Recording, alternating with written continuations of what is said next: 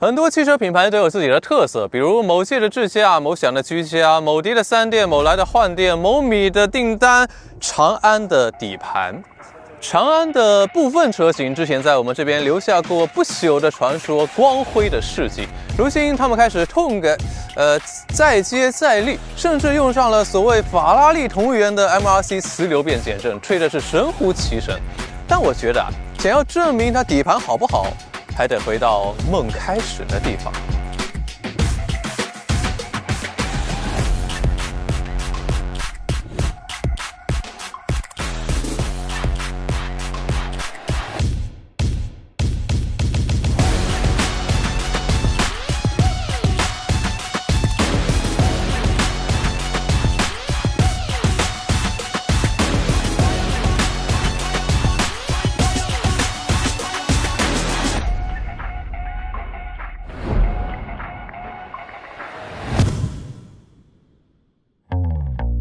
在看飞波之前，我们先聊一些基本信息。深蓝 L06 全系纯电，尺寸和 L07 相差不远，价格和优惠后的 L07 伯仲之间，但设计风格区别明显。带渐变效果的银色车漆有很好的质感，四门采用无框设计，同时还去掉了后视镜的边框。高配自带，低配可选19英寸轮毂、马牌轮胎和4个又大又亮眼的卡钳。后有电动尾翼和可能真有点用的扩散器，前有全新的大灯设计，深蓝管它叫做绽放花瓣灯。其实就是把深蓝之前那个小3磅灯给放大了。我感觉它长得像莫乃03。哎，你这就属于污蔑了，明明更像极星4。还有人说它长得像苏7，特别是这个门把手，这就属于流于表面了。它这个车外门把手可是纯机械非风位结构，里面的也是直接领先一个版本。假如到时候那个实体门把手的国标真的实施了，你猜苏7会不会改成这样？到时候谁学谁可就不好说了。咱俩各论各。再看内饰，做工用料符合这个价位，6气囊、抬头显示、前排通风加热和热泵空调都是标配。熟悉的手自一体向日葵屏，首发联发科车规级3纳米芯片，操作很流畅。这个好评。不论什么内饰颜色，中央扶手都用了透明亚克力包覆的闪光饰板，这个有点难评。小尺寸的方向盘握感很好，但前排坐姿偏高，视野一般，后排空间尚可，大于莫乃03和逸派007相当，坐姿算不上舒坦。这个级别的纯电轿车差不多就这个样。后备箱没有了 L07 的掀背，开口不大，好在还挺深，下层有个大坑，前备箱也有100升。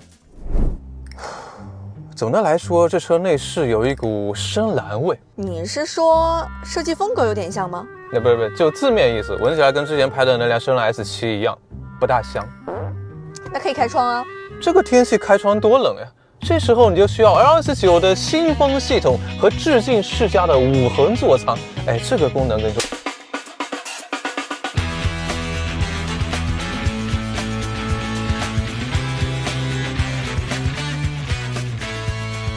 虽然有些小缺点，但只要驾驶感受够好，对我们来说就不算大问题。深蓝 L06 是首款搭载 MRC 磁流变减震的自主品牌车型，它的工作原理是……这个技术已经有很多博主介绍过，我就不重复了。反正是个好东西，在结构相对简单的情况下呢，也有很快的调节速度，很大的阻尼力调节范围，尤其是低速阻尼。之前搭载磁流变减震呢，基本都是超跑性能车，最便宜的也得是高配 CT5，但现在直接干到了14万，低配选装也只要4000块钱。原因很简单，那就是国产把价格打下来了。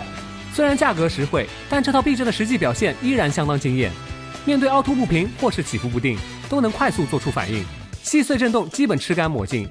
应对减速带这类大冲击，厚重且有韧性，也就是后排动作会比前排大一些。其实这套避震啊，不光滤震效果好，运动操控更好。快节奏激烈驾驶时 ，L06 的悬挂能给到充足的支撑，侧倾和俯仰控制相当好，抬头点头微不足道。变道车尾随叫随到，面对大抛跳收敛速度很快，前后能做到同步落地，没有多余的晃动。那么接下来，让我们回到梦开始的地方。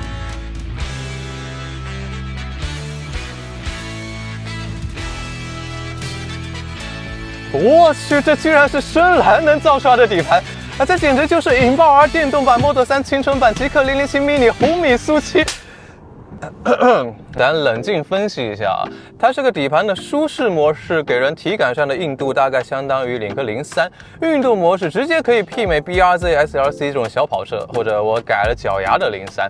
但是它在走烂路的舒适性又会比他们更好，所以这个底盘真的很神奇，它在舒适跟运动之间取得了一个很好的平衡，还有电动车中很少见的轻快感，真的就是 Model 3青春版的感觉啊。但是和那些20-30万的优秀的空悬架 CDC 还有 CT5 的 MRC 相比呢，还有些差距。中低速容易有一些小晃动，飞坡的时候上抛下坠速度比较快，所以说舒适性会差一些。但是放在20万以内已经很无敌了。相比之下 ，L06 其他方面的驾驶感受没有底盘那么突出，刹车算是中上水平，足够平顺线性，没有奇怪的脚感。但舒适刹停不是每次都能发挥作用。全系搭载200千瓦后置单电机，官方0-100加速5.9秒，实测80%电量6.02秒，40%电量6.3秒，20%电量6.47秒。这个动力说实话够用了，但我觉得动力输出的调教还有一些优化的空间。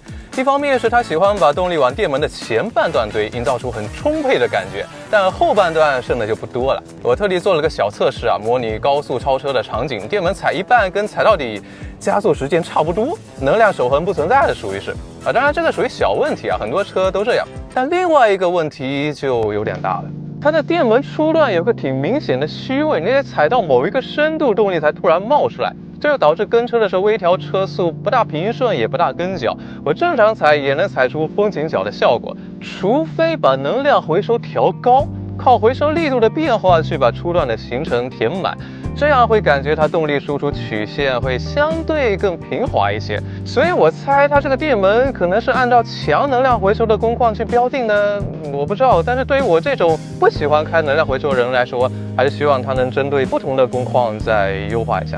同样有优化空间的还有 L06 的转向，优秀的底盘带来了快速直接的转向响应，但方向盘手感比较模糊，缺少反馈，中心虚位很小，高速归中性一般。这几个特性啊，分开看还好，但叠加在一起跑高速就有点难评了。你看方向盘稍微一动就往那跑了，再一动就往另一边跑了，你就得一直在那微调。我发现这车啊，你就得一直打着机器激烈驾驶，变道、超车、加速、减速都很爽。但一旦慢下来、稳下来，就会感觉这个转向电门有点别扭。那你一直超车不就好了？那可能不大够用。是动力不够吗？主要是驾照分数不够。其实吧，这个转向电门放在同价位也不算很差，但也不算很好。像 ID.3、萤火虫07都比它好，只是在这么优秀的底盘的衬托下，就显得很一般。你要求太高了，这车就14-15万，还给了激光雷达呢。确实，但如果让我来的话，我宁可不要那激光雷达，也要给它换个好点的转向机。那这样会不会不太好卖呀？你懂个锤子，那肯定不好卖啊。说到智驾，原本也是 L06 的重点，但需要使用10天以及1000公里之后才能考试解锁。这辆车刚提了2天，开了几十公里就被我们租来了，所以这次实在没时间体验智驾，先看看别的吧。L06的隔音水平出乎我们的意料，60巡航56.5分贝，80巡航59.8分贝，同级优秀水平，甚至和007 GT 不相上下。全系标配宁德时代磷酸铁锂电池，电压平台400伏，在我们经常去的华为超充桩上，实测最高充电功率166千瓦，达到标称的3C 倍率，20%充到80%，耗时14分钟，同级优秀水平。但是我发现一个问题啊，快充的时候我在车机里没找到那结束充电的按钮，只能在手机 APP 上结束充电，感觉不是很方便。另外它这个表显电耗有点神奇，有时候还挺准的，开得稍微激进一点100公里14.5度，佛系一点12.3度，但有时候又有点快乐，怎么算都不是那个数。总的来说，深蓝 L06 这车除了内饰不是很香以外，还挺香的，造型很帅，配置很高，全系激光雷达智驾，储物空间挺大的，隔音出乎意料的好，然后乘坐空间跟电耗正常。至于驾驶感受，我可以打7.5分。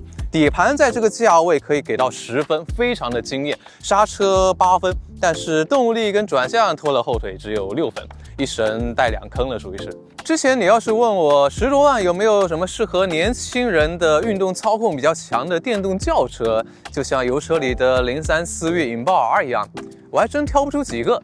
ID.3 虽然没有哪方面特别的突出，但是非常的均衡。领克 C20 的动力很强，整车质感很好，但是底盘跟转向一般般。至于逸派007就更偏科了，15万整了一个500多马力。